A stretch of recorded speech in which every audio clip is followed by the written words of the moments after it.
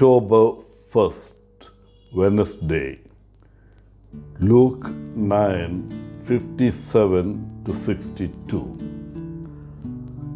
Some years ago, I had the privilege or blessing to visit the Basilica of Saint Therese of the Child Jesus at Lisieux in France, along with two of my Redemptorist confreres.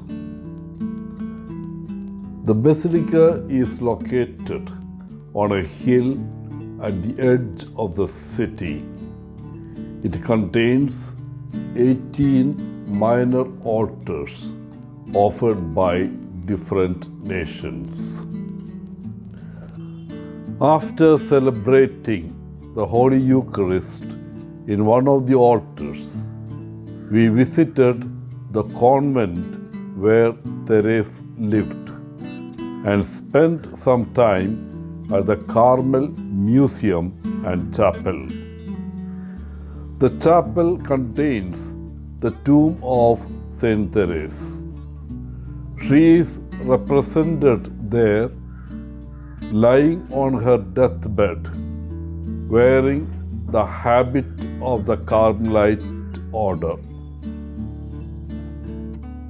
In 2023, when the relics of Saint Teresa and those of her parents were brought to St. Peter's Square in Vatican, Pope Francis said, "The Church needs hearts like Saint Therese, capable of drawing people to love and bringing people closer to God."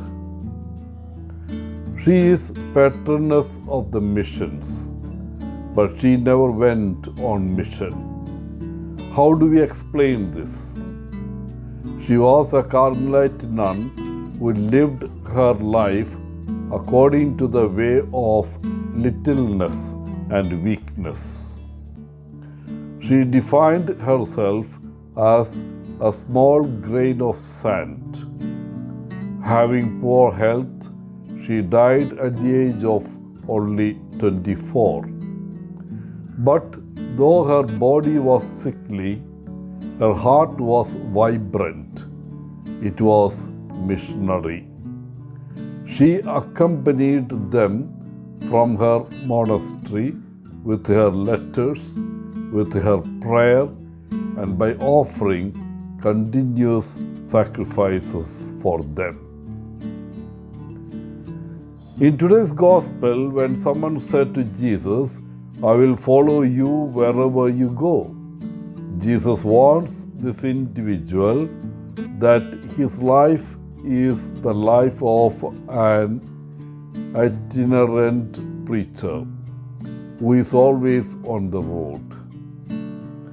He puts it in these words: "Foxes have dens and birds of the sky have nests, but the Son of Man has nowhere to rest his head." Later, Jesus said to someone else, "Follow me." However, this individual told Jesus that he had to go and bury his father. In reply, Jesus said to him, "Let the dead bury their dead. Go and proclaim the kingdom of God." Then a third person said to Jesus, "I'll follow you. However, first I need to go and say goodbye to my family."